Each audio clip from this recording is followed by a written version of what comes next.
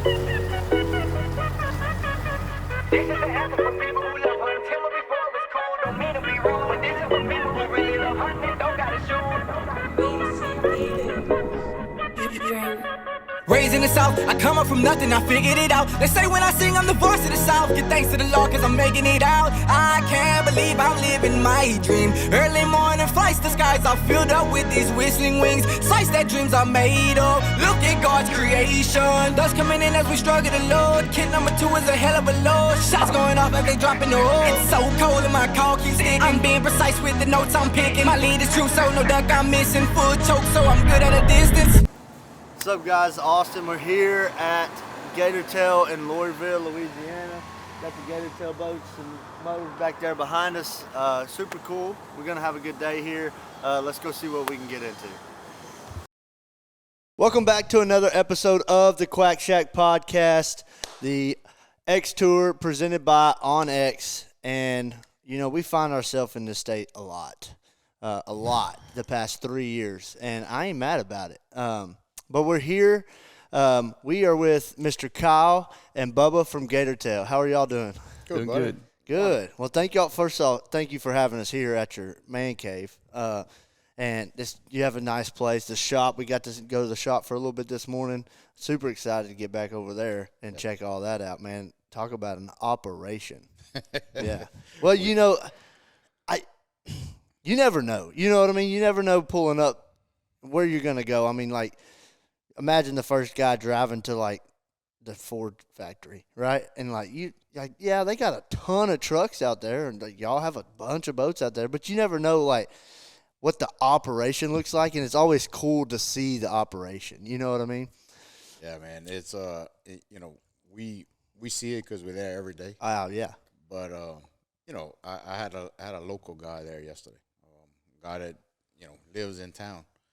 And I brought him around, and I'm showing him a boat that they buying, and he's like, dude, this place is unbelievable. Yeah. I said, I mean, people don't even know it. This is what we do. Yeah. And look, it's over 20 years in the making. Mm-hmm. You know, my dad and I started the business. My dad was in business before then. Yeah. So it's you know, it's all I grew up doing. Yeah. So that's what we know how to do. Yeah. And, you know, you saw what it is, and probably next time you're going to come, we're going to have another building and another building. Right. And it just happens. Yeah. Yeah, I mean, I'm sure over the past 20 years it's grown exponentially just location-wise. Obviously, the business has, but just location and building. Like, well, we've been too big for this building for years now. You know what I mean? Yeah. That's how a lot, you know, working in the industry or just really working in that shop mentality, that shop atmosphere. It's all I've ever done up until now. But you know, you're always too big, and you always grow out of it, and then you build another one, and you're like, well, that's not big enough. We built for what we need now, you know, not what we need in 3, 5, 10 years, you know. Yeah. So it's awesome to see that. For those of y'all that don't know Mr. Kyle Brussard is the owner of GatorTail, and we got Bubba here. Bubba is the detail guy, is what he told me earlier. He details all about. No, I'm just kidding. That's all I do. Yeah. No, you're over sales and sales, dealer support, dealer network is right. A lot of what we do. You know, what right. I do. Yeah. And I kind of want to just piggyback off of that. What he said is perfect. Like, we become numb to it. We hear it. We see it. And obviously, in my field of work, you know, I do see a few customers, the dealers, and when they come here for the first time, you know, they've been a dealer that, you know, and they're like, wow, you know, and like, we sometimes forget, and it's the hustle of business. You know, it's always on to the next thing, always getting the next task done. And when they're like, oh, this is incredible, you know, and all the parts that move, and I forgot that building doesn't even exist anymore, you know, and like they're seeing the new stuff. Been over there in a minute, but it's pretty cool. You know, it's neat. It kind of pulls you back, like, man, you know. Yeah. This is what we do. Yeah, that's awesome. That's awesome. Let's dive into it. Holla, why do they doubt the kid? I'm about to prove them all wrong again. I got a low tolerance, cause they don't even know what the problem is. It's me. You waiting on the boy to fail, then hold your breath and face your death. Cause you play a roulette with each step. I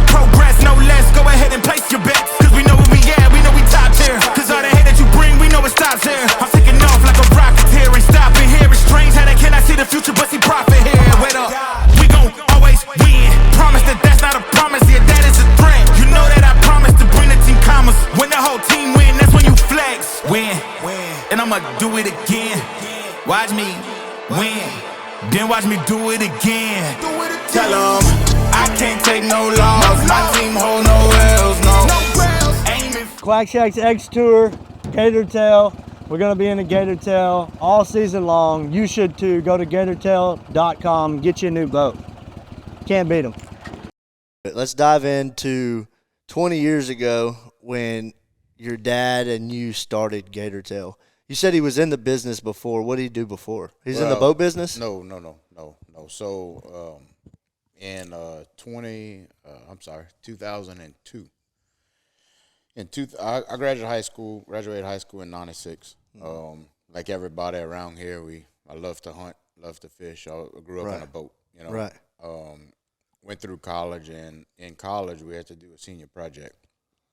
And at the time, I was bringing customers from our off-field service business, hunting, and I was using a longtail. Mm-hmm. And I was using a longtail, and I was using a outboard with a tunnel hull. Yeah. And I'm like, man, something has to be better than this. Yeah. Like, the longtail was okay. It got us where we needed to go. Right. My dad would run it. He's like, man, this thing is terrible. Like, Yeah. it's hard to run. I don't want to run it. Come run it, that kind of stuff. Yeah. And long story short, here comes senior year, and I got to build something. I got a senior project that I need to do in college. And I was an outboard mechanic at the time. That's what I would do all summer, work on outboards. So I knew my way around a boat a lot. Oh, I'm sure. And I had this idea of building this.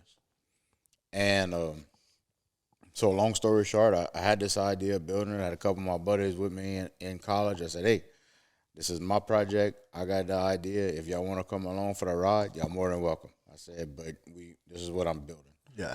So I basically came over here and tore down old longtail Go Devil and took the engine off. And I used the engine and I used the propeller. And I built everything else. And came up with the idea, put it in the water for the first time. And we're like, hey, this thing kind of works a little bit. And started developing from there. I worked in the machine shop business that we owned at that point in time. And worked there for about a year, and I'm like, man, look, we actually have something. We need to look into doing this. And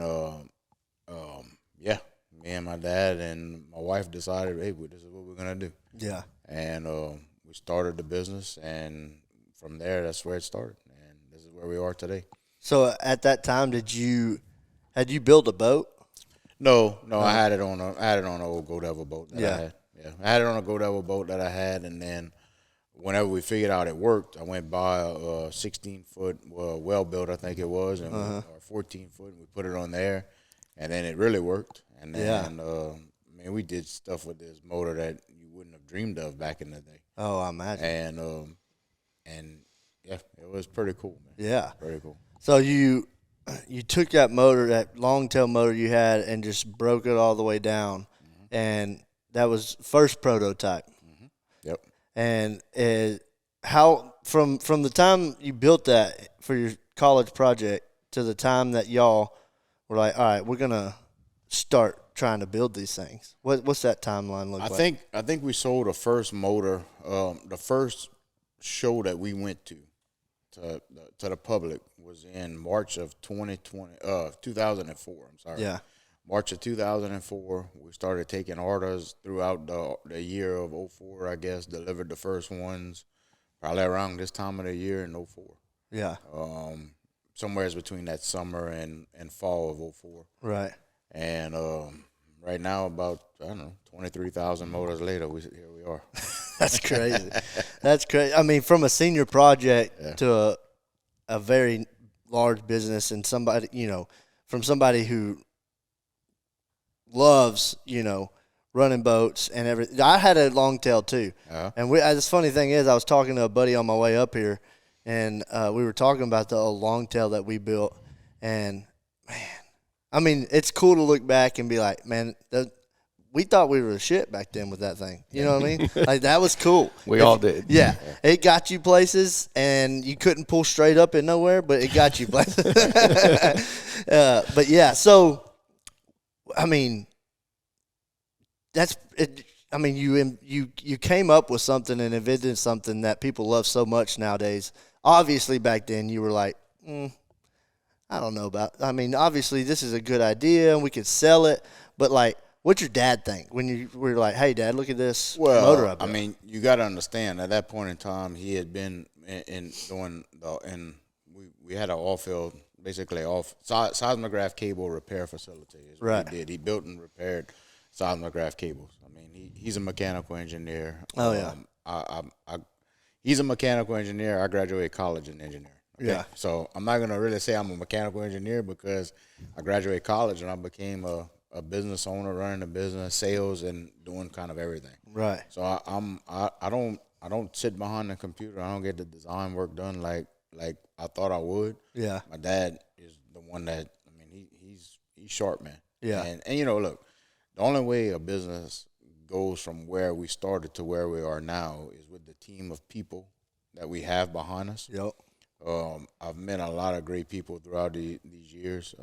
The employees we have are phenomenal, and that's what lets you grow. And it's not just the employees, the dealers, the customers. Yeah. I mean, I was on the phone with a customer just before this started, before we got over here, and I basically sold him a boat, motor, and trailer back in the year Katrina. So I guess we just did it with 05. Yep. So he bought his boat for teal season of 05. And I'm on the phone with him, and I'm like, "Hey, man, how's And we're talking about all the older guys, the older gentlemen that I sold boats to that year. And he's like, I see them from time to time. They can't. One of them is still getting inside the boat and hunting, but like we met a lot of friends throughout this. Oh, I'm sure. And a lot of good people. Yeah. And it's that's what helps us grow. Yeah. It's so yeah, it's been a good time. Yeah, dude. You mentioned your employees and as you know, someone I've owned a couple businesses. I owned a couple tire shops and stuff like that. And as someone who's owned a business, man, like to have good employees is phenomenal. Because I mean, nowadays it's kind of hard to find those. And then once you get them, you want to keep them around and. But to have the employees that see your vision and everything that you want to do, and for the company, and man, it's awesome. Everybody I've met with GatorTail so far has been phenomenal, and they all share a passion for it. It seems like, so that's a plus, Right? You know, having somebody that's working for you, you know, with you. I like to say. Working with you to build a goal that y'all have, you know, y'all both see, you know. So that's pretty cool. Quack Shack X Tour presented by OnX. A lot of X's, you know, but we're always on the X with OnX. It's kind of the thing. So, yeah, we're super excited to work with you guys. We've been affiliated with each other for some time now, and it's kind of official now. So, couldn't be more happier to work with y'all and have y'all as a sponsor. Yeah, I mean, you know, whenever we see guys like y'all that are doing something different and doing something unique, we like to be able to be a part of that. And so, yeah, when you reached out to me about it, I was like, yeah, we should do this. So, Super excited. So y'all stay tuned. We've got a lot of cool stuff we're working on with them. A lot of cool merch that we haven't got in yet, but we were hoping to have it here. It's okay, but you know, it is what it is. Y'all stay tuned. We got a lot more in store. We're just dropping little hints here and there, and but be on the watch out for the big reel coming out. Yeah, big reel coming out. Y'all subscribe. If you don't have OnX, I don't know what you're doing. You're not hunting right. I use it when I'm not hunting too. Use it every day, pretty much. Yeah. Internet scouting. Love to hear it. Thank you, sir. Yeah, appreciate it. Appreciate you. And one thing what customers don't understand is that, you know, I mean, at our facility, I think we must have close to 65 employees right now. Yeah. Give or take. Yeah, and, I pulled up and the parking lot was full, and I was like, golly. and this is, you know, you'll get remarks of, well, they got too big, they don't care about their customers, or whenever you get to the magnitude of what we are, we are still small enough. I'm there every day. Yeah, you can leave me a message. You can talk to me. Yeah, you know, you can leave him a message. You can leave Damon a message. You can leave Mark, Duval, JJ, any of them. You'll get a call back. Yeah, you know, it may not be immediately on the phone. Right. But like you have to, we have such a large customer base, And something else that people don't understand is that, let's say we sold 23,000 motors throughout the days. 20,000 of those get used in a 3-month period. Right. So, you know, it's like if everybody took their Ford truck out for only 3 months out of the year. Yeah. Think about that. You know, Yeah, that's crazy to think about, man. So there's a lot of demand at one point in time. Yeah. There's a lot of moving parts. We don't ignore phone calls. Yeah. We work our butts off for 12 months out of the year to prepare for these 3 months. And I say 3 months. It's longer than 3. It becomes 6 months because from whenever the northern season's open to whenever ours close, I mean, it's basically September to February 1st. Yeah. But, you know, we're all human. We have everybody's best interest in mind. Yeah. And we're small enough to care. You know, Yeah. and that's the thing. You know, that was always the objective. We small enough to care. We don't try to flaunt that we big. That's not who we are. It's not what we're trying to do.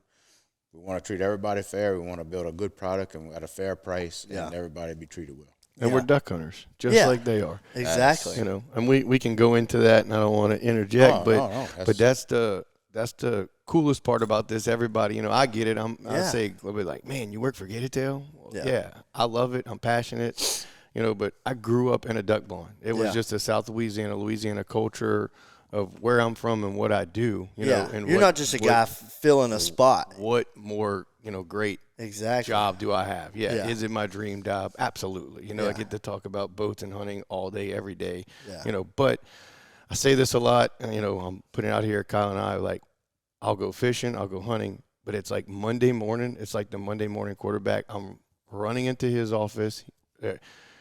Look what we did. Look what we didn't do. Yeah. Man, this is awesome. Let's work on this. And we're just people, just like everybody else, you know. But if we think you can make an advancement worth the need, the want, that's why we're going to do it, you know. Exactly. And I feel like that's probably been a good success reason because we use the product every day, every weekend, you know, doing something with it, you know. Yeah. Now I have young kids, so guess what? I am now looking at the product from a completely different angle than an 18-year-old kid. But I was once him. I was the post-college, let's go buy my first GatorTail before I had a house. You know, like that's the want of these kids, you know, and I say young kids and people these days. But now you look at things a little different, you know, and maybe we need to address these things or look at, you know. So it's really cool, you know, to see it, experience it, and you know, do those things and take pride in it. You hit it early. It's passion, it's pride, and you know. Everybody's got to be in that same page. Absolutely. So to jump back on his remark earlier about, you know, diving in, it's the 3 months we got to hammer down. You and I talked a little bit earlier, and there's a ton of GatorTail dealers, a ton. So, I mean, y'all are hitting it hard for the 3 months coming up where you're going to, majority of your sales are going to be within the 3 months. Not the majority of our service is going to be service. Okay. As far as getting stuff fixed. Yes. Okay. Fixed, need, maintenance, things like that. Yeah. And he said 6, and then the sales is the same way. Right. But it's obviously spread out because this is a year-round product. You can hunt, you can fish. Right. But the demand. So I tell this story all day. If we deliver a boat, you buy a boat, it's July 15th. Yeah. It's a sandbar weekend. We enjoy it. That's great. I really want a boat. I don't know if there's a lot of questions on, do I need it? Do I want it? When duck season starts, that consumer has to buy it because we have 60 days. Yes. So that does increase the demand side. You know, 100%. The sales is still there, you know, and then so it's a little bit of both. That's what I was going to bounce back on is because I know there are so many GatorTail dealers. Along with, like we were talking about, the guys that come to the shop, you know. But, I mean, y'all are pushing out so many boats, I'm sure. And about 5 or 6. Yeah, about 5 or 6. Yeah, an hour. About 5 or 6 a month. Yeah, somewhere in there. Not that many. Yeah. That's nuts, man. And so something to go back on. Think about a lawnmower use in Wisconsin. Right. Let's put this in a perspective. Okay. In Louisiana, we use our 0 turns for year round. 10 months out of the year. Yeah. Wisconsin, they use them for 3 or 4. Right. So it's the same thing with these boats. Okay. Yeah. So like, yes, some of us down here use our boats every week. Yeah. Some people have other boats. Like, of course, you have a bay boat, you have a bass boat, and you have a GatorTail. Yeah. Your GatorTail, some people only use it for 3 months out of the year. So it's like somebody owning a lawnmower in Wisconsin. Yeah. Only difference is people who own lawnmowers in Wisconsin are used to having to winterize them. Yeah. And they know the proper procedure to store them. Right. Sometimes you GatorTail, I'm going to use it next month, and it doesn't get used, and then Yeah. it doesn't get used. So the first time you crank it up, because teal season starts next weekend, Yeah. man, it don't want to start. Yeah. It needs a carburetor job. Well, you know, it's been sitting for 4 months. that's the thing. And that's the biggest thing with all of these is whenever you have something that's seasonal. Yeah. I guess it's like a snowblower. You Yeah. know, I mean, like, so Yeah. things like that is That's true. that's why we say that it's a massive influx at one point in time. Yeah. Yeah. And then, so here comes February 1st. It starts probably in the middle of January because we're the only ones still hunting in the middle of January. Yeah. The phones don't ring. Yeah. And everybody walks around. It's like, whoa, because you go from such a big rush To just fall to off. Yeah. nothing. And it's like, whoa, we got to get used to this again. Yeah. You know, but we are constantly moving for 12 months out of the year. We Yeah. are building 12 months out of the year. We supplying. We have government things. We have dealer Yeah. things. We have it's always something is always happening. Yeah. We stay busy all the time, Yeah. and so it's fun. Yeah. It's fun. Migra, obviously, big Migra guys over here. I'm a 20 gauge guy. 12 gauge guy. Right now, probably gonna be switching the old 20 gauge towards the next week or two. Oh, yeah. Using the 2-4 stack for most of the season. We'll switch it up just occasionally. 2-4 stack's my most.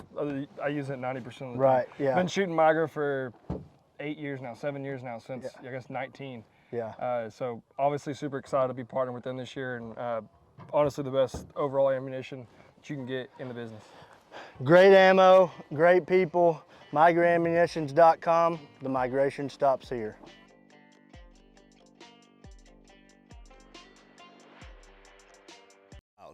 Let's dive back more into like the beginning, and at this point you've got some motor. You're selling motors and everything. At how far in do you start building boats? We started building boats, and I'll give you a bit of a timeline. Yeah. So we probably started building boats in 06, Okay. 05, 06. Yeah. You said Katrina was 05? 05, Yeah. I think it's like 06. Yeah, 06. Probably 06 we started building boats. Yeah. So not far after you started No. GatorTail. No. 06, 07. I'll tell you this. So my oldest son was born in 2007.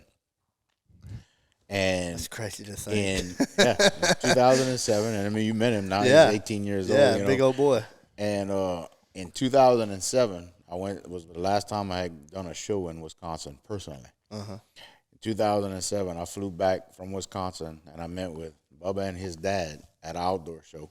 And I remember this specifically because here's my wife and Owen. I just came off of an airplane. I hadn't seen him in I don't know how long, and Owen's a little bitty baby. Yeah. And him and his dad are waiting for me to visit on specking out his first bow fishing boat that we had ever built. Oh wow. And we built that That's boat cool. in-house. So that goes to show we were building them in 2007. Yeah. Yeah, I'd say 5 because Uncle Richard's was pre mine, so yeah, 5, 6, somewhere around there. Yeah, right post Katrina, I guess. So what was the first boat y'all built? Was it? It wasn't the. It Well, was. we actually built Donnie Rouse's boat. Right. Was the first one, man. go. So You're right. and this is pretty cool. And what was it compared to as far as like what you got now, like a Savage series or Gator series. Gator series. Gator series? Yeah. And that was the first series of boats, the Gator series. Basically, Yeah. We it was a South Louisiana John boat Bateau. style Yep. bateau. I mean, flat bottom. It slid from here to New Iberia in a turn. That's true. Yeah, that's funny. But it's what we grew up in. It's what we started building. Yep. Yeah. And you know, we built that boat, and we built different designs. Yeah. And I had a dealer in Iowa I would send them to, and I'm like, man, I want you to sell my boats. And he's like, dude, your boats don't sell over here. And I'm like, why the hell not? Couldn't figure it out. Yeah. We didn't. We're like, this is what everybody runs down home. Yeah. And he's like, man, I'm telling you, this is what. And then so we started with a Gator series, and then we went to Extreme series. That the Extreme series was basically like the Gator series, the same profile, but the bottom, we changed the bottom to where it turned much better. Excuse me. And then from there, we decided to build the Savage series. Yeah. And come out with pointed bows and different things. And I understood, and of course, as you mature, you understand the different markets and what other people are looking for, and that's why you can never. Me personally, I'm always running something that's non-current. Right. Always have something that we're testing. Yeah, that's good. I mean, you got to. Yep. You know? Yep. That's how you figure out, if it's going to work. And I feel like a lot of people that are manufacturing something on a small level, or even if it's, even down to merchandise. Like, just because you like this style of hat doesn't mean everybody likes this style of hat, and that goes for everything. But yeah, that's crazy. When did so you started building the Gator series boats? How long after you starting the not the Savage? The Extreme. The Extreme was next. Yeah. Extreme was Man, you know what's funny about Dr. it? Ring would know. I'm trying to date customers to boats. You know what's what I'm funny trying about to do. this is that at that same outdoor show, not that year, right? But that's where I met Jason Cabral. Right. And Cabral had one of the One first ones, right? No, we cut out. Yep. That's So crazy, I'm dude. trying You to- remember the customers? Yeah. And Oh yeah, everything. that's awesome. right. And I'm it's like I'm trying to put dated exactly what he did. He was going to a customer in that boat, and we used to think we used to know them all because we felt like we did. Now we don't have a chance. But the original OGs, like who had that one, where's that boat at? There's still a few floating around that we know. But man, I want to say 9 or 10, I guess, at that point. I mean, if it was not shortly after that. I really have no idea. I can look through some pictures of my kids and tell you that was one of them, Yeah. And hitting back on what he said, I was just very fortunate in that time of my life to design GatorTail, right? Come up, with a young family, bringing young kids hunting. I understood then from the young kids hunting to the young kids driving a boat, because that's always something that is always a concern of mine. Growing up, I remember with me and my dad riding in a boat, and we in the Atchafalaya Basin, and he'd tell me, look, if something ever happens to me, you swim to that bank. Yeah. So I remember that growing up. Like, it was always a contingency plan, teaching the young kids. So for me, it was, hey, look, if something ever happens to me, you have to drive that way. And it's knowing, well, number one, what a kid can drive, and number two, what is safe for a kid to be in. Yeah. And we wanted it, whenever you take in a young kid hunting, and this is something that a lot of people understand and some people don't. Yeah. You're not taking a kid hunting to better shoot an extra limit of ducks. Right. You are taking a kid hunting it's all about that kid. If you're an hour in and the kid says, dude, I'm cold, I'm ready to go, you say, okay, pack it up, let's go. Yep. So what you learn so that doesn't happen is you make it as comfortable as possible, and you make it about the experience. And that's where we started. I got pictures where we're in a blind, and back then we used to actually kill some ducks in Louisiana.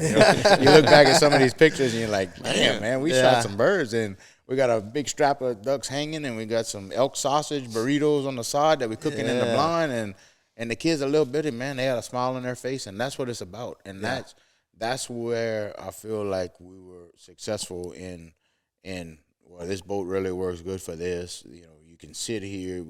Hunting out the blinds. We didn't invent that, but damn, we sure did a lot of it. Right. And it just was making it brings. Let's say you got a dad and he wants to start like what we're talking about right here. Okay. Right. Yeah, I'm used to standing next to a tree, and it's great hunting, and look, standing next to a tree, I get it. I'll be the first one to jump out of a boat standing next to a tree. I Yeah. mean, like at the time when I had young kids, that was ludicrous to me. I'm like, first time I went, I'm like, why are you making me get out of this dry boat to get in the water? Yeah. Like I didn't understand that. Yeah. Now, I can't get away from it. But Yeah. but what I'm saying is, your passion may be to stand next to a tree, but with this equipment and these blinds on the boats, you can bring that kid hunting. You can cook them some breakfast. You can shoot a few mallards. You can shoot whatever birds. You can stay out there longer. It's warmer, and it gives the kids a pleasant experience because you and I are gonna be able to duck hunt the rest of our lives. Once you have that passion and that's what you want to do, you can figure out a way to do it. Yeah. What you want to do is be able to introduce this sport to the next generation. Absolutely. And what's different about duck hunting today compared to what it was before is that before you had a lot of action. There was a lot of ducks, a lot of shooting. That was the experience. Yeah. So today, whenever the birds are not as the population isn't what it was, and it's not every day is a good day. You have to make that experience a good experience for that kid to say, you know what, Dad, I want to go duck hunting again.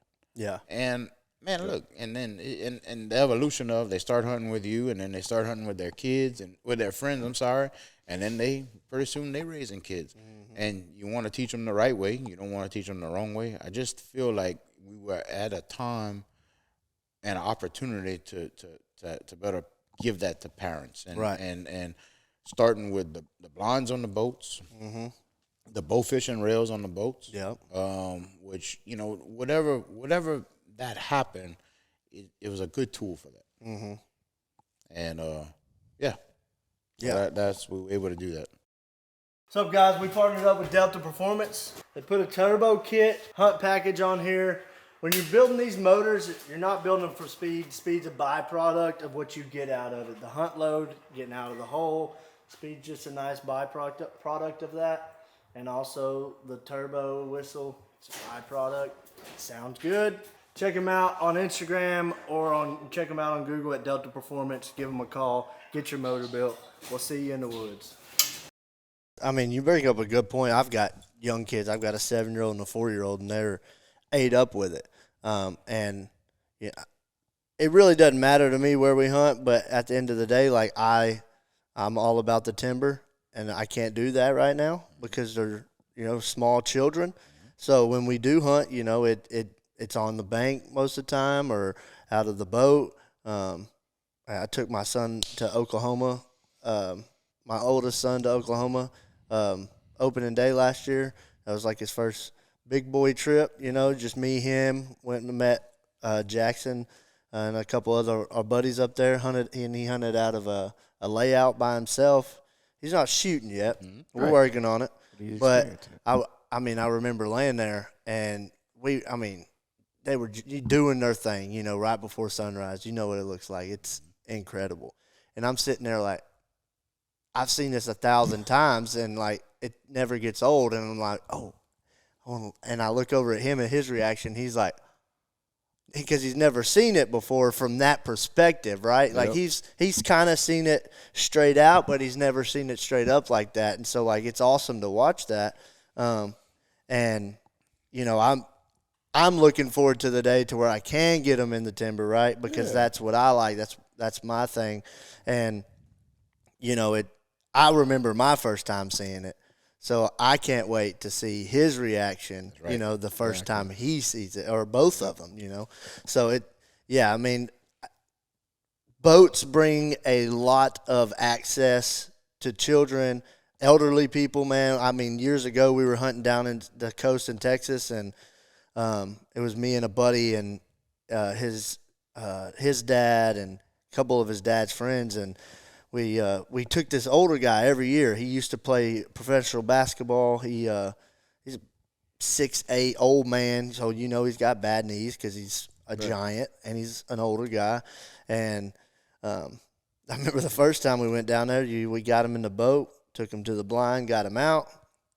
And the second time, he was like, "Listen, my knees ain't as good as they were last year, so."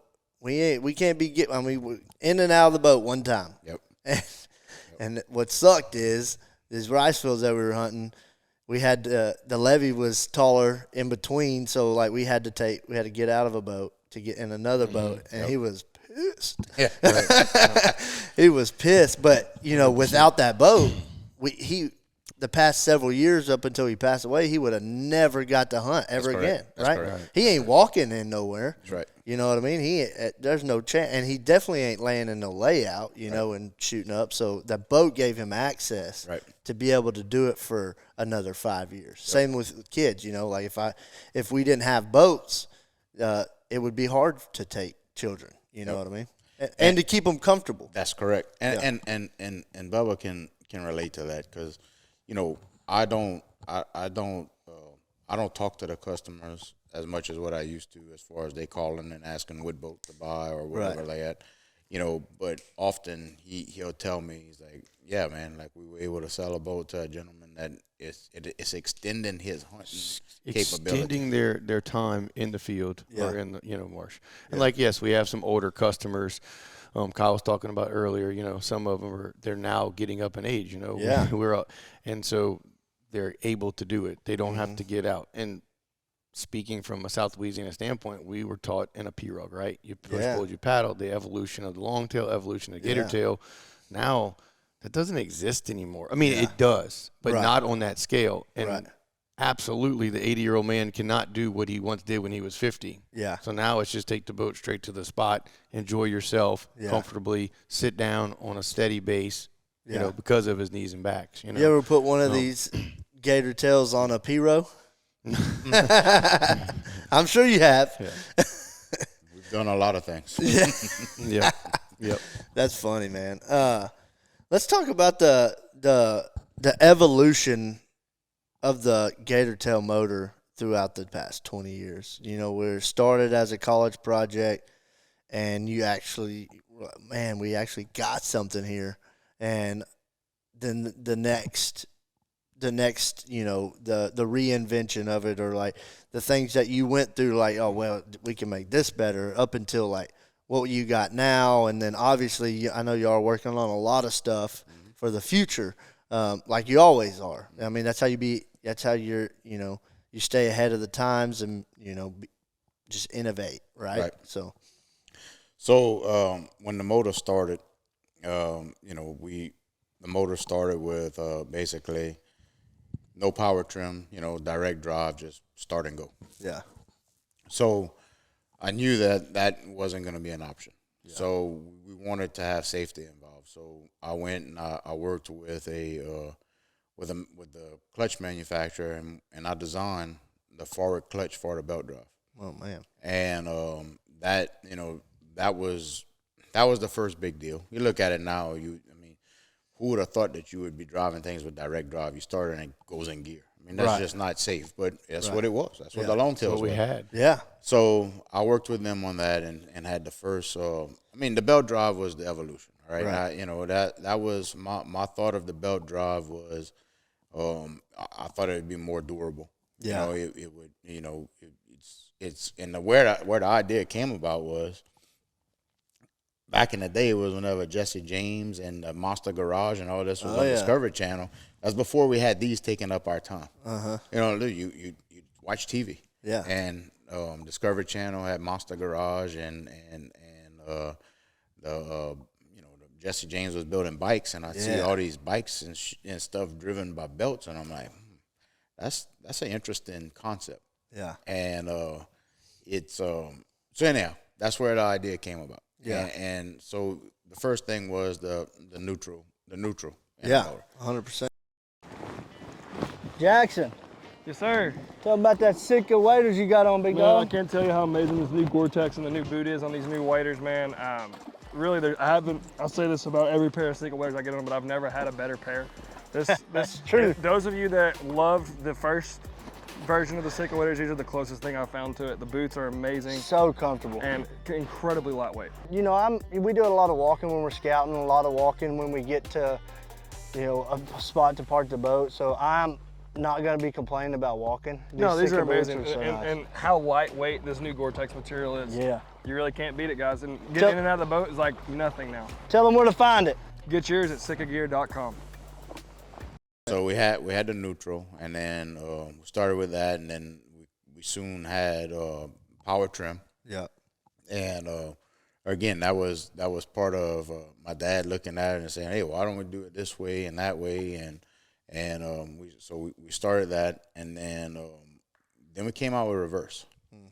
And this was a collaboration of, I'll be honest, I didn't have any of that design aspect in it. This was a collaboration between a couple of my employees at the time and my dad, and a couple of other people around here that kind of, had some input and saying, whenever you go, man, you think this will work?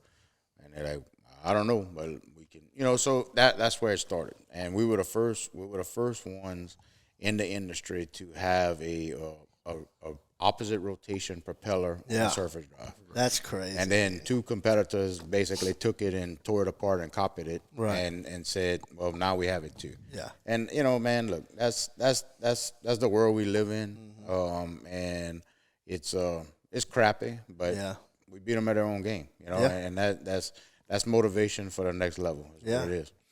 So we were the first ones to have that thing, and reversing the rotation of the propeller, and then we use them, man. We use them, and we wanted them to perform better. We wanted them to be stronger, faster, easier to drive, and we did a lot of work on the boats to do that. Yeah. And the other side is we don't want I want my motor to work on all boats. Right. Look, I'm the Mercury Marine of the mud motor world. I mean, I'm not. It's not all about us. Yeah. It's not all about when we try to stay humble. We are very fortunate for what we have. We want other people to succeed. Yeah. And we don't want it all. Yeah. That's not who we are. Yeah. So it was the next thing was the reverse motor, and then I knew that the next thing is driver comfort. Yeah. So whenever we designed the XD motor, it was all about driver comfort. That handle cost us more to build on the XD handle than competitors' lower units, if you put that in perspective. Yeah. Because what is the one thing that everybody holds on to whenever they're using it? It is the handle. Yep. So you can have everything as good as you want. If you don't have driver comfort and functionality. Functionality, right. Yeah. It doesn't make sense. Yeah. So, I did a lot of looking at the outboards and looking how they were done, because if you look at outboards, that's the evolution of the outboard also. I mean, it makes sense. So we always I put a lot of emphasis on that, and I wanted it to be perfect. And whenever it's not perfect, you know for the next go round, we're going to make it better. Yeah. And the next evolution, the next thing coming, and I'm not certain when this is going to air, but is the Z. Yeah. And what the Z is I call it the Z. The short name is call it the Z. Is the XZ. And is that what we call it? Or GTZ. GTZ. Okay. So what would you do without Bubba, man? You gotta understand, for the consumer, this is new. Yeah. For me, it's 5 years, 6 years, 7 years in the making. Right. Like I've been running it for a really long time. Right. And basically the problem with what we sell today, which is not a problem for everyone. Yeah. The weak link over time in some environments is the electric clutch. Yeah. So you have an electric clutch for forward, electric brake for reverse. It requires in the saltwater environment, it has a non-serviceable part. Right. So it's only as good as how long the bearings will last in it. It's a sealed bearing. It can be over abused. It can be overheated. Yeah. For 95% of our customer base, it works fine. Yeah. For 5% that is very, very rough, we needed that next thing. Yeah. And that was where this ZF came about. ZF, a lot of people don't know who ZF is. Yeah. ZF is a very, very large company who builds transmissions for a living. Okay. Transmissions, gearboxes. I think probably some GM vehicles have ZF transmission in it. Some your truck outside probably has a ZF transmission in it. Yeah, probably. But they build, rear ends. They're a really huge company that specializes in gears and gearboxes and transmissions. And we've been around this transmission our whole lives because inboard mud boats use ZF transmissions.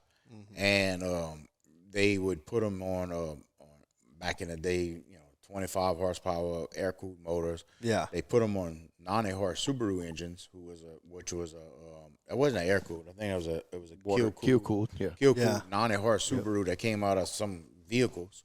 And that was a very popular boat in this area. And I say in this area, a little bit further to the east, but like near New Orleans and south of Houma, in our area, southwest Louisiana, it was traditional mud boats built with 350s, 454s, big engines. Yeah. But they would use a velvet drive transmission. This is basically, it's a sealed transmission that uses,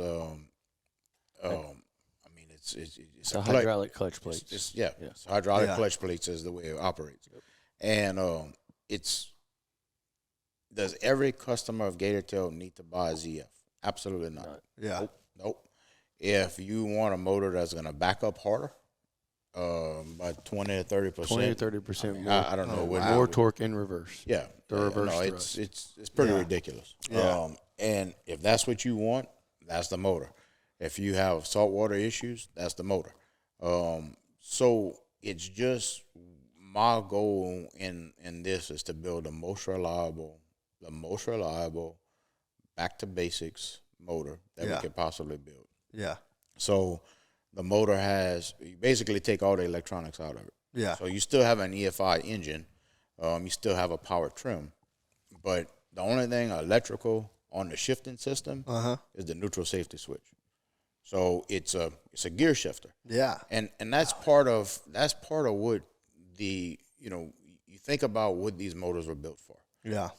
And I'm not gonna lie to you. When EFI came out, I'm driving back from our fishing tournament, the first year that Briggs did the EFIs, and 37 horses, and there were some wire and harness issues back then. Yeah, they had a little, we all knew to this, so they might have ran a wire in a place that could have got chafed. And I'm driving back, and it's about a 2-hour drive, and I'm thinking to myself, I said, what did I just do here? I said, we built this machine to be more reliable, to bring you in places, remote places where nobody can get to you. And then now we haven't, because before, a carburetor, dude, everybody knows how to work on them. Yeah. And carburetors were easy. That's what we grew up doing. But EFI, and look, today EFI is completely reliable. You know what I mean? And soon, with the 37s, we got them right. It was just, it is. It was a new car. Growing pain. Yeah, dude. I mean, you're going to have that. So coming later on, I said, I want to build the most reliable motor, the toughest motor that GatorTail has ever built. Yeah. And that's what this Z is. And it's I've heard a little bit about it. It's ridiculous. Yeah. I mean, the abuse that this thing can take is mind-blowing. Yeah. And again, it's not for everybody. Yeah. Like right now, I mean, I'll give you, I'm going to give you our testing phase. Okay? Yeah. Which, this is how we test new stuff. Yeah. We got probably right now 150 of them out there. If a customer calls me and they say, yeah, I want to buy another GatorTail, we have plenty of them. We have a dredging company. We in salt water all day long. Yeah. We in paper mills that corrode everything. Yeah. That's the motor I'm giving. Yeah. It's not out to the public yet, but that's the motor that we want you to run. Right. I'm a craw fisherman. I'm in the basin and I'm running it for X amount of hours a day. I'm gonna put 400 hours in 1 year. That's the motor you're gonna get. Yeah. All the commercial guides, all of the duck hunting guides. That's the motor you're gonna get. So we don't want the consumer to be confused with this and think that it's the latest and greatest. That's what I have to have. Because you don't. I mean, but if you are looking for those things, one thing that I have not hit on yet is the driver comfort of this motor. So this this motor uses a right-hand rotation propeller versus a left-hand rotation propeller. So the rotation of the engine is counterclockwise. The rotation of the propeller is clockwise. So the two rotations counteract each other, making it much easier for the driver to run. As far as smoothness, this is the smoothest drive system that we've ever built. Like, you basically in it, and it's like holding on to this couch whenever you're driving it. That's crazy. We've put polymer bushings in places that we put new bushings in the handle, which that is going to be the new XDs have that also now. Okay. So, like, we're not only improving the Z, we are improving the XD. Right.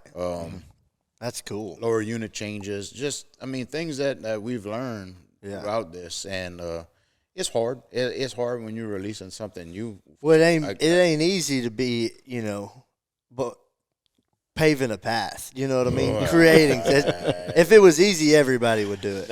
And the whole thing is that it's hard to introduce a product that's against a product we already have that works great. That works Right. well. Well, I mean, I don't think it's bad to compete with yourself. Yeah. They're going to buy one of them. Yeah. Right? And the next guy's going to buy whatever the other guy didn't buy, right? Yeah. And if you have something that fits everybody from the 23 all the way to the new one, where you got your young guy running this 23, and then you got your commercial guys, your craw fishermen, everybody running this, and then the guys that are tough, the Seth Chapmans, what I mean? The guys that are gonna break shit just to do it. So Are you traveling all over the country, or an outfitter that uses a trailer day in and day out to pack your gear, your decoys, whatever it is? Chase Migration makes the best attachments to go in trailers. They also build some of the best built trailers on the market. You can choose from wader hangers to gas can holders to bag holders to gun racks. They've got a variety of products that you can put in your trailer to make your job even easier. If you're looking to get a trailer built, check out Chase Migration. Or if you're wanting to add some accessories to your trailer, check out Chase Migration on Instagram or check them out on the website. I'm gonna tell you this. Yeah. Okay. You always have these people that say, one thing I didn't understand. I didn't understand this when I first started my business. We get these boats come in, and there was the daddy's boat, and the teenager would go use the boat on the weekend, and they'd come back and something was broken on it. And I'm like, man, what the hell they did? Yeah. Like, how does this happen? And then I had teenage boys. And he learned. Yeah, dude. And teenage boys with friends. Yeah. And I'm like, okay, I can tell you, the ZF is teenage boy proof. That's tough. That's tough. I never forget. Owen called me one day. He's like, "You really want me to try to break this thing?" I said, "Yeah, that's really what we out here for." I said, That's what we're trying to do. "Yep, have at it." Yeah. Do stuff you normally wouldn't do times 10. And I'm talking about taking a motor and backing it up 300 yards and the worst stuff you ever thought about. Yeah. Coming back, they got mud head to toe the boats, and that transmission that they did that with is still running today. Still running today. Like, I'll go pull any one. It doesn't matter. I'll take any one of these test ZFs that I had out there. Yeah. The transmission can have 500, 600, 700 hours. I don't care. Could have 1,000. I'll put it on the back of my boat, and I'm going to run it. And I'm not scared it's going to leave me. I'm just being honest with you. Yeah. Like, I'm really not. Yeah. That's crazy, dude. It's different, okay? And again, we do things with our boats. We do things with our boats on purpose to test things. Well, yeah, you got to. But to the normal consumer, the XD that's running right now is going to last them a lifetime. Right. But you in the mud world, I Yeah. mean, you got for the normal person, this will last them forever. Yeah. For the guys that want to be extreme, hey, we have something for that now too. Yeah. And I mean, it's not only. It's just the whole system. We want the system to be more reliable. We want it to be more durable. I mean, I'll tell you. So the new Z. One of the things was, I have a relationship with outboard motor companies, and I needed a shifter. Yeah. So I'm like, man, let me see. I can buy outboard motor handle Yeah. way cheaper than I can build this. And they were more than willing. And I started driving this thing about 3 hunting seasons ago, and I'm like, dude, I would literally break this in an hour. Yeah. I'd snap it in half. Yeah. My customer base, you seen the size of Owen? This dude goes get this thing stuck. I mean, like in an hour, it's gonna be snapped in half. Oh yeah. Oh, I mean, imagine, if somehow, some way you do get stuck, and then you're frustrated, and you're like slamming it back and forth, right? It's not frustrated. That's how we get out sometimes. Yeah. Right. I mean, like you're taking this thing and you're moving it back and forth. Yeah. We snap it in half. Yeah. Right. We said there's no possible way a handle off of an outboard motor would hold up to what we put these motors through. Yeah. No, it's not gonna happen. Yeah. So what did we do? We took our XD handle, which we knew had 10 years of use and knew how strong it was, and we improved it. We made the driver comfort better on it. Right. So I mean that's how you start the next evolution. That's crazy, man. And you're talking about how it's hard. Dude, I can only imagine, like, not only one, coming up with the motor from the get-go, as a senior project, to now where you have a transmission attached to a lawnmower motor, essentially. Hey, That's what it is. Right? So what many people don't know is that when I came into the business, I said, I want to sell a GatorTail with reverse. Yeah. Nobody had an instant reverse. Yeah. I was like, I want my first motors to have it. The first motor I brought to the outdoor show in 2024 was a 23 horsepower Briggs & Stratton with a ZF transmission on it. Or neutral reverse. In Oklahoma? No. Oh. This was in 24. In 24. Yeah. At the Louisiana Superdome. Yeah. 04. My first. 2004. 2004. Okay. 2004. What? The first show I ever brought these to had a 23 horse with a ZF transmission with forward, neutral, and reverse. What the hell took so long? I'm going to tell you what took so long. At the time, the transmission, we had to work with them to design a special transmission for us. And it wasn't cost effective at the time. Oh, I'm sure, yeah. But nobody really knows this, dude. That's crazy. Isn't it crazy? Yep. That is, Yeah, right. dude. And then now here you are. You got a whole line of that. Yeah. Now, that's nuts, dude. And, 2004. Yeah, that's right. So I don't want That's to good news. interact. No, all this talk, and you mentioned the 23 and the evolution of maybe one product, but obviously, back in the day, we obviously had a 23. Then we went different directions. Well, a customer literally yesterday pulled up. A gentleman has multiple GatorTails and was looking to get his son, up and coming teenager, young kid, when he was like, no, Bubba, me and you grew up in a pirogue. We had to paddle. We had to push. We had a mud boat. Our daddy dropped us off. I am not giving my son a $35,000 GatorTail with a 40 on it. Yeah. He's going to have to work for it. He's going to have to earn it. And it was more earning the respect, earning the, we're not just going to paint that picture of daddy's, boat, whatever. Yeah. So he came over here yesterday with the oldest crawfish skiff you could find in the weeds over here.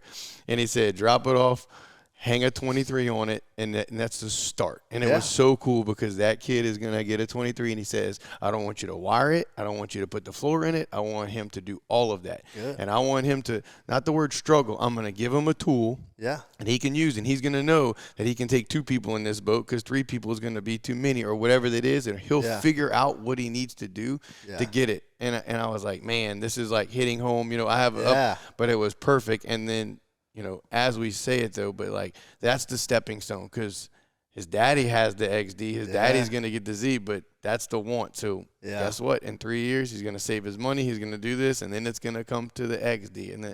And it was like it was just awesome. It was well-rounded, and I was like, that's how this starts, putting the kid in that environment, enjoying it. He's been duck hunting with his dad since he was 8. Now he's old enough to drive a boat, 15, 16 years old, whatever it is. So that, That's cool. That is a cool story. Neat.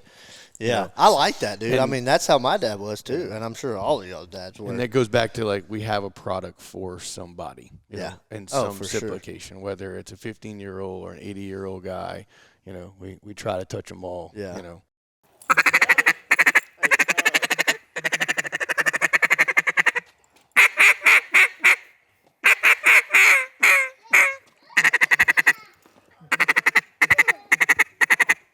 Hey, when you have a nice cause like these Allegiant calls, you need something strong, sturdy, and reliable. Double A game changer, VPC lanyards.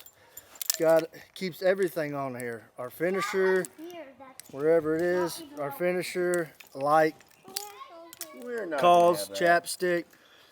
Double A game changer. Check them out at VPC lanyards. We love them guys.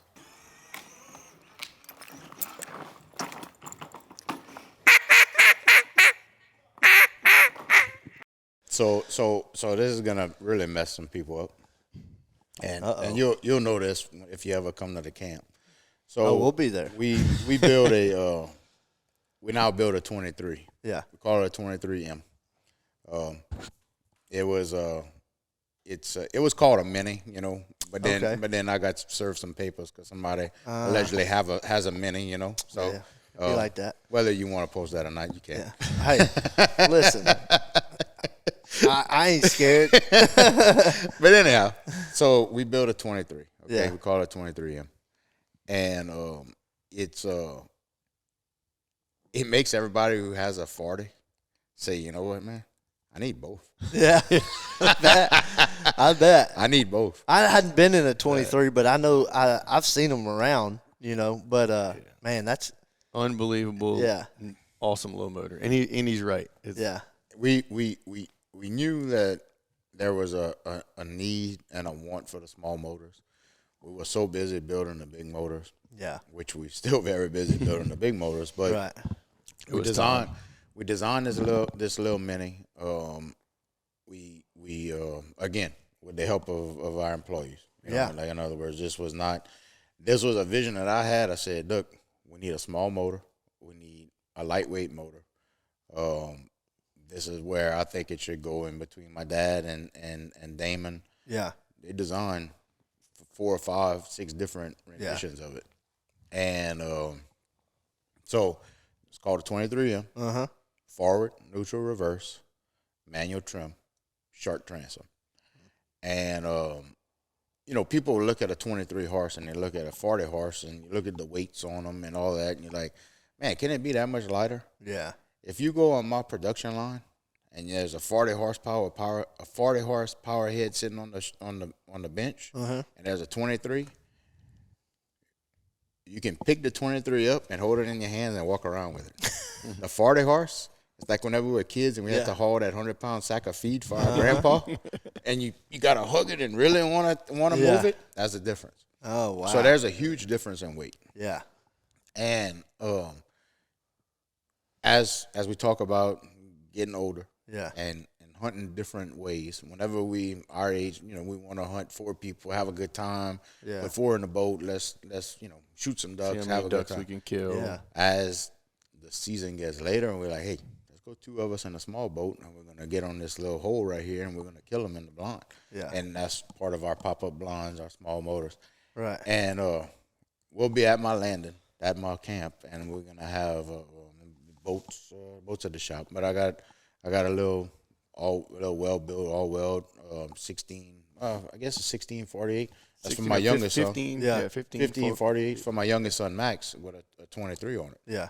And I mean, we fight over who's gonna drive that. Fight over it. You know, like Taking that way. Yeah, I mean, it's a blast. It's easy to drive. It's quiet. It's fun. You throw it around. Yeah. You get it stuck. You get out. You throw it all over and you get back in. You know, I mean, That's nuts. It's cool. Yeah.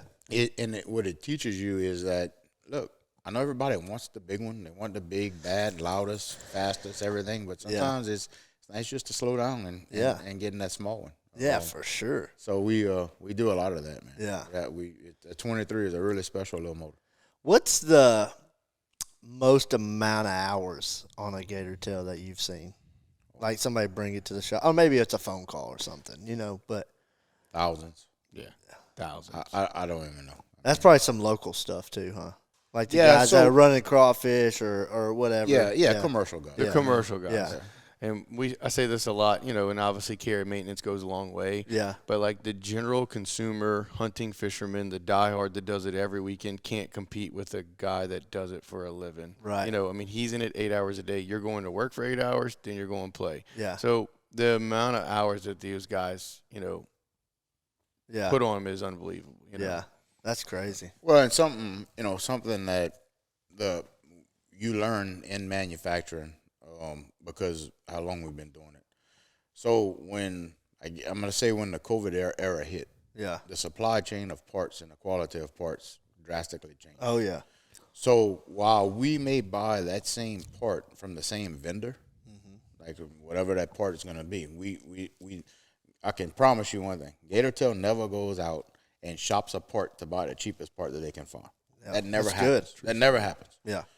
But what does happen is you may have a vendor that been building that same part for me for 20 years, and their supplier can't get A and B bearings, so they buy B and C bearing. Mm-hmm. And then that's part of where you asked how it was the longest we ever saw. Right. You may have a part on an engine that prematurely or a clutch or whatever it may be. Right. Parts aren't the same as they were 20 years ago. Not at all. Not even close. I mean, it's just different. Yeah. It's different. You see it in your cars. You see it in your trucks. You see it in your lawnmowers. You see it in anything you buy today. Uh-huh. Washing machines. I'm Yeah. not wanting to bring up, hey, but now I got a house and a kids and a wife and I Yeah. buy a washing machine. So Yeah, dude. I bought a set last year, and I bought a set just over a year ago because my warranty went out, and that sucker my washer been worked on 3 times, dude. And I spent we spent a little bit extra to get the good stuff. You know what I mean? Yeah. And I was like, dude, I should have, whatever. I mean, it's part. I mean, I had a tire shop during COVID. I have some buddies that own diesel mechanic shops, and I hear it all the time, man. Like, it's just part of it, man, and it's in every industry, no matter what you're doing. It's unfortunate, but you do what you can and work with what you can. You know what I mean? And as long as you're a company that's backing it, at the end of the day, that's all that matters. That's the right? thing. So asking how was the most hours we ever seen? I mean, they got some guys who come in here still with carbureted motors. I swear, we had no idea these things were still running. Yeah. And they come in, I'm like, damn, dude, I thought you had quit hunting. You're like, no, I still got this thing. I've been having it since 05, Yeah. Like, all right. That's cool, man. That's cool when you see somebody come in with that, like with a customer that bought it from the beginning, right? And they're still using it. That's like, wow. I took a picture of this 2 months ago. So before we started building boats, I had a company by the name of South Fork building some boats for me. And South Fork it was my design. He built them for me. Galen over there, nice guy, man. And so he would build the boats, and my dad would drive to Arkansas to pick them up and bring them back down, and we'd rig them. And just last month, so this is 04, 05, I guess, somewhere around there. And just last month, there's one in the parking lot. I took a picture of it and I sent it to my kids. I'm like, this is what we started with. That's wild. And the boat was still in great shape. But it's still around. Still here. Yeah. That's wild. To kind of wrap it up a little bit, let's talk about like all the Coast Guard restrictions and stuff that they've started enforcing. What, last year or going into this year? Well, model year 2025. So it changed model year 2025, which was legally July 1st of 2024. Okay. So people don't know this about me. Some people do because, believe me, I've made it vocal. I went to the Coast Guard. And, hey, you can be as vocal as you want. No, I mean, so what I'm saying is that we're about it. I went to the Coast Guard. I went to the Coast Guard many years ago, and I said, Coast Guard, I am building a boat that's made to use in 12 inches of water or less. Mm-hmm. And I said, airboats have a flotation exemption. Yeah. I am going to apply for a flotation exemption. And I went back and forth with him, and finally one day the guy's like, man, you're right. He said, why don't you write up what you proposing? So I personally wrote the first exemption the Coast Guard had ever given on John boats, on surface drive vessels, to have flotation exemption in them. Yeah. So my thing was, look, I build a boat and a motor combo. Uh-huh. They're going together. This is why I can't put flotation in them. A, B, C, D. Mm-hmm. He said, okay, I agree. They signed off on it. Well, this was only intended for companies that built both surface drive boats and motors. And motors. Yeah. Or if you were building a boat specifically for a surface drive. Yeah. Well, what happens after that? Some of the boat builders go and say, hey, I'll build shallow water boats. I don't want to put flotation in them. Yeah. They put a 40 horse, a 60 horse, a 70 horse, a 100 horse outboard on the back of it. So as that came on, they started looking at accident rates. What is the accident rates on boats with flotation or non? Yeah. And the Coast Guard does this study, and they come and they give me this study, and I'm like, okay. I said, tell me numerous things. Whenever this boat, first of all, I said, has there ever been a fatality in one of my boats? Because I said, I don't know of it. To me, if that happened, I would have heard about it. Yeah, you would have definitely heard about it. They said no, there has been none. Okay, but we have these instances where something happened in a non-flotation boat. I said, okay. Was anybody drinking at the time? We don't know. Was it powered by a GatorTail? We don't know. Was it powered by a 100 horse outboard on a boat that was rated for 40? We don't know. But we feel like level flotation needs to be across the board in all the boats. Said, okay. Dude, I'm telling you, I went back and forth with them, and they gave us some extensions, and they did work with us, okay? Yeah. So I wasn't against having flotation in the boat. Right. I was against the principle of, this is where I built my career. This is what I've been doing. I worked with you the whole time, and now the government's come and tell me I need to change what I do. Yeah. And that's what bothered me. Yeah. All right. Boy, for sure. Now, let's talk about the flip side of it. So I knew that if I'm going to put flotation in a boat, I don't want it in my floors. I don't want it to get waterlogged. I'm going to come up with a design that is going to work. And that's what we did. I said, we're not putting anything in the floors. So if you look at our boats today, unless you really know, you don't know that this boat has flotation and our old ones didn't. Mm-hmm. Do I think flotation is a good thing? I think flotation is actually a great thing now. Yeah. Because you, with a 4-year-old and a 7-year-old kid, see, like down here, man, we always riding around in water that we can stand up in. Right. But whenever I take a boat out on a river, I mean, I was in Wisconsin a couple of weeks ago, and I'm like, man, it'd be nice to have flotation in a boat, because if this thing goes, it goes. You know, and I didn't see that aspect of it. I didn't see that aspect of it because of where we started and what my mind frame was at the time. Right. Now it really doesn't bother me. I mean, it cost us as a company a lot more money to produce that boat. Yeah. It cost, so and therefore the consumer has to pay more. Exactly. But we've come up with innovative ways to do it to where it's and the boat is quieter. Yeah. It can be pouring down rain in the middle of the night and your boat's parked, and whenever you can walk out in the morning, the motor's still sticking out the water. Yeah. You know, so I mean, it has good concepts. Yeah. It's just what the bad thing is like any kind of regulations that's implemented is how are you going to enforce it? Yeah. Because it's the consumer doesn't know that some have foam. They don't know some don't have foam. It just it's a whole deal. Right. It's a whole deal. Right. Again, at the end of the day, if in the foam, and this is going back to the foam that we putting in this boat today and the way we're doing it is not the same way that people did it 25 years ago, where it destroyed the boats and it got waterlogged. But again, I mean, we think we have the best procedure. Mm-hmm. I don't know, but we want the consumer to get good quality. Yeah. So, what is? I'm gonna give you a couple different scenarios, and you're gonna tell me what motor and what hole works best for that scenario. Let's start with the timber. We're hunting this Arkansas timber. What's the ideal hole for the Arkansas timber? Savage mid-deck. Savage mid-deck. I mean, we do make 2 Savage series boats. The Savage, and Kyle talked about it early on, it's the crimp or the bottom of the boat is what signifies the different series of boats and how they handle and what the purpose of the the boat is used for. So the Savage designed to cut and turn at a high rate of speed. What you need in the timber, getting to the hole and reacting to go around the tree or in the slough. Right. The mid deck is, it's a popular option among, the industry, but that is, to give you a little bit more interior space, more cockpit. Yeah. A lot of the guys that are hunting the timber, they got the decoy bags, the slotted bags, they throw them on the bow, giving you a little bit more bow room. Our particular layout, the Savage series, is designed for that. So we have a tray, quick reference, driver's side. Opposite side would be your gun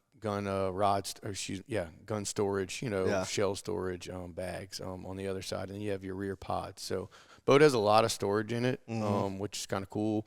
We've learned, and again, listened over the years, hey, I don't have a duck camp. I'm a public hunter. I stop at a gas station. I need enclosures. I don't want my stuff laying out. It's easy for somebody to walk by and grab it. But if it's in a box or it's a lockable box, that goes a long way. So those are those things that we just slowly progress and we learn. And again, we're back to duck hunters, just like y'all. So going back to the flotation. So it's funny. I have a lady that works at the shop, and she had an outboard boat, and she's been wanting to buy a GatorTail boat. Well, we ended up coming across a good deal, and she's a sister of a good friend of mine. And anyhow, so she goes run the boat one day, and she's like, "Look, I'm gonna have to do something." She said, "I can barely get it on step," and I'm like, "What do you mean?"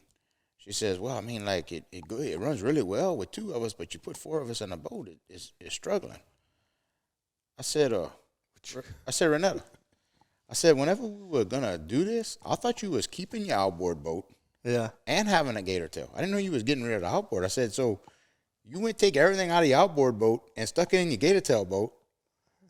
It's not going to run the same. It's not going to happen. And that's the bad thing about having too much storage. It's because everybody sees storage. Oh, let's fill it up. Let's fill it up. Let's fill it up. Let's fill it up. Right. So going back to the flotation boats, they don't have all that big bow storage like the old ones did. That you just, let me put that in there just in case I need it. I'm throw this in there. Can't do that anymore.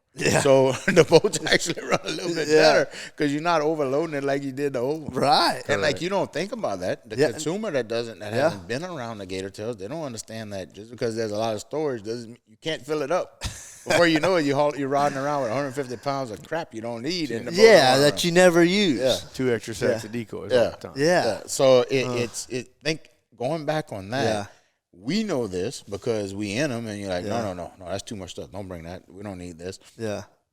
So it's the going back to the flotation versus non. The boats run really, really well. Yeah, and it's we have dry storage. One thing that we have done is all the boats, in the back pods are completely dry. We actually build this boat. We build these pods, and people don't know this, and that sets us apart from some of the others in the market. This pod box is built separately from the boat. So this box is a built box. Like it's sealed. You can throw it out in the rain and it's not going to get, and we put that sealed box into this boat to ensure that you have dry storage. Whereas we used to build the boxes inside the boat and they weren't sealed all the way around, you know. So the dry storage you're gonna find is in a sealed box put in, like our rod boxes, our gun boxes, our pod boxes. Yeah. So stay dry. I mean, it's a big thing. You know what I mean? And the fact that y'all build them and then weld them in, that just makes all the sense, to be honest with you. But that's awesome. So Savage would be for the timber. So we're in hunting a big lake, mostly open water. What's the go-to? Definitely the Extreme series. Yeah. We call it the Mod V or any of the pointed bow Extreme series boats. The bigger water give you a little bit more of about 18, foot in length. Yeah. Tall side height, 24-inch side height. And then there's a few different models of Extreme, and then that dictates how the consumer is using the boat, where is he using it to kind of fine-tune that boat. Mm. And what about down here in the marsh? What's the go-to down here? A version of the Extreme. Okay. I mean, so we like a flat pointed boat. I mean, we do the pointed bows, but that's just giving up more deck space. I personally run a pointed bow boat. Right? Okay. Because I'm pulling in a lot of duck blinds. Yeah. So I pull. Like if I'm pulling in a duck blind that has a hide in the back of it, or I'm running marsh ditches that have not been ran in a long time. That point like pulling in the back. Yeah. Especially you have young kids, so you like biggest thing you teach the kids first thing, keep all your hands inside. Yeah. You don't want them smashing their fingers. You're pulling in the hard. You know, it's dark. So that point, all you do is get the point in, and the boat follows. Yeah. Running the ditches, you know, we might have vegetation. A lot more than not might. We do have vegetation over the ditch. Yeah. So you parting the vegetation to pass through it and the point. So I always build my boats with a point. Yeah. That's just me. I'm personally right now, I'm running last season a 1754 Extreme with a pointed bow. This year I'm running another 1754 Extreme pointed bow.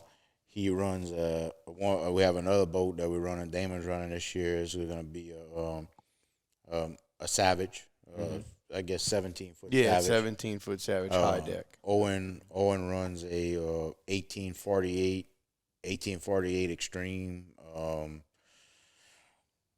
pointed bow, I think. Yeah, his is a point. 1848 Extreme pointed bow. Max is running the little 16-foot. One of our boats that we jump in all the time that we do all of our work out of is an 1860 Extreme center console. And I'm telling you, that damn boat has been abused. It has more ZFs on the back of it. It's like, poor girl, she just used it. And, you know, I got another little boat that we run at 1750 was in the design process. We call it the Coffin. We got boats that they just keep getting new motors and keep getting abused. And just so the 60-inch bottom is pretty popular down here if you don't have a size constraint. And I'm going to step in, and the 60 becomes popular in the marsh and in the areas because of the year-round use. Yeah. You know, so like his wants and needs right now is duck hunting, and he has a boat that's probably, he can definitely hunt and he can definitely fish out of it, but his needs are like, I need it for the ditch to bust it open. Yeah. So I built it hunting related. But there ain't nothing for us to go bass fishing after the duck hunt, you know, out of it. It works, it does it. You know, it's got the high deck on it and all those things. So that 60 gives you the bow fishing in the summertime, the wife and the kids, the floor plan, you know, the layout space of it. Definitely helps. Awesome. You know? Now we have a really good friend of ours that hunts in a northern state in a old reservoir, and they run people back and forth, and they are using very, very hard on boats, like a lot of stumps. And all of their boats are 1860s.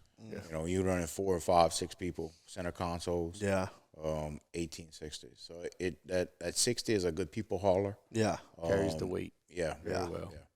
Yeah. They don't turn as well that's why the Savage. So the Savage was designed in a turn to better lay over and turn. Yeah. And it's been a really good boat for us. Yeah, that's awesome. Yeah, it's something about a center console. I've always loved center consoles, and you know, I don't know if it's just the bigger boat of, I don't know. I just like a GatorTail center console is just, my buddy has one, and they're just so cool to hunt out of, fish out of. Yeah. Well, I mean, we do everything out of that boat, you know, and they're ideal, you know. Not for everybody, but especially when you're running reservoirs or open water with a lot of logs and everything. I mean, So one part of our lease that I have, it's an old willow swamp, and I'm telling you, man, we got this thing, and the person who used to hunt it was a customer of ours, and all of his boats he put consoles in, and I couldn't figure this out. I'm like, man, why is he putting all these consoles in these? Doesn't have to go very far. Like he's not going far. Well, Lord, did I find out quick is because it's old willow swamp, and from me to you hitting logs, and I mean and I'm telling you hit that many logs, it hurts. Oh yeah, like it starts to hurt on a telehandle, and you drive a console back there, and that thing's just ping, pong, pum, pum, pum, hitting logs, and you're just driving the hydraulic steering wheel, and you don't feel it, you know. Yeah. So consoles are great. I mean, we all run them. His boat is a 1860 side 1860, console. Oh, nice. Mm-hmm. Yeah, that's awesome, man. Well, dude, thank you for having us here at your house, and then we're going to go wrap up and go over there to the shop and do some more stuff, do some filming, and do a little look around, man. We're super excited to be partnered with you guys, man, not only because of what you've built, but the people, you, Bubba, Ricky, everybody that we've met with in the company, and that's our listeners know. Ricky, I've told Ricky, for us to work with somebody obviously you got to have a good product because we're pushing it to a lot of people. But what matters a lot to us is the relationship, right? Yeah. And if I can't call somebody and get something taken care of, then how am I supposed to expect all these people watching and listening to do that, right? And just the people, man, that's big. The boats and the motors speak for themselves. They're insane, and we're gonna push it hard, and just like everybody. And we didn't even talk about the GatorTail Nation, dude. Like it's insane. Yeah. And what you built, obviously the boats are fantastic, the motors are fantastic, and people love them. But like, you almost have like GatorTail has like this cult following behind it that are diehard, and that you got that many people all over the nation that love this product that are diehard for GatorTail. That speaks for itself, right? And if you get into GatorTail for the first time, you'll understand. It just takes one time. It's like going duck hunting, man. Like, you go that first time, you're like, well, it's either for you or it's not. The second time may help you change that decision, but usually the first time The first time you get in a GatorTail, you'll know, like, this, you can't beat it. You can't beat it. When it comes to a boat that is going to get used and abused and work and just keep working, and you can rely on it, GatorTail is the only way, man. And we're super proud to be a part of it and to be with you guys, man. We can't thank y'all enough. Thank you, man. And like I said, it's not a one person deal. Oh yeah. Every person in that shop is part of that team. Yeah. Every person in our dealer network is part of that team. Briggs and Stratton is part of that team. I mean, it takes everyone. Oh yeah. And it takes and I'll tell you, I'll end on this. Okay, just not long ago, Damon and I were on a piece of equipment, and we had some trouble with it. And man, him and I, we worked on this. We tried getting it running. We couldn't get it running. We had to end up bringing it back to the shop. It was an old excavator, and we had to bring it back to the shop. And JJ and Jake started looking at it the next day, and we all looking at it, and we're like, man, this can't be that difficult. Yeah. So finally, I'm like, look, man, let's call the Kubota guys, and we're gonna bring it over. Yeah. And we call them over there, and then the first 5 minutes of talking to them, the guy says, hey, go ahead and check the glow plugs. We had trouble with those in this year. Go and plug them. Man, we unplug it. We turn the key. Boom, it starts up. And Damon was like, man, there's people that treat customers like we treat them. Yeah. Like seriously, think about that today. Today's day and age, to get a human being on the phone. Oh man. I'm a manufacturer. Yeah. I have reps that I can't get on the phone. Yeah. That I spend a lot of money with every year. Yeah. And I'm like, to get somebody else that answers the phone and helps that customer. So we want to do that. Yeah. That's the difference. Is that we can still get people helped out if there's a problem, and that's a rarity these days. Oh yeah, for sure. It's unfortunate how it works, but it is what it is, I guess. Yeah. You just keep. Only thing you can do is worry about you and keep running your business how you're supposed to run it, man. Control what you can control. I say that all the time, dude. All the time. All the time. Control what you can control. But thank you again. We're going to be doing a couple more podcasts throughout the year with these guys. Maybe get down at the camp and do some hunting with them too. So y'all stay tuned. Y'all go follow GatorTail, GatorTail Outboards and GatorTail Nation on Instagram. They're pushing out a bunch of content. Season's here. It's not too late to order a boat. Go ahead and get you one, or be looking for next year. Thank you for tuning in to another episode of the Quack Shack Podcast. This is the X Tour, so that GatorTail is going to put us on the X every time, baby. Yeah, y'all like and subscribe. Follow us on Instagram at the Quack Shack Podcast. We'll see you on the next one.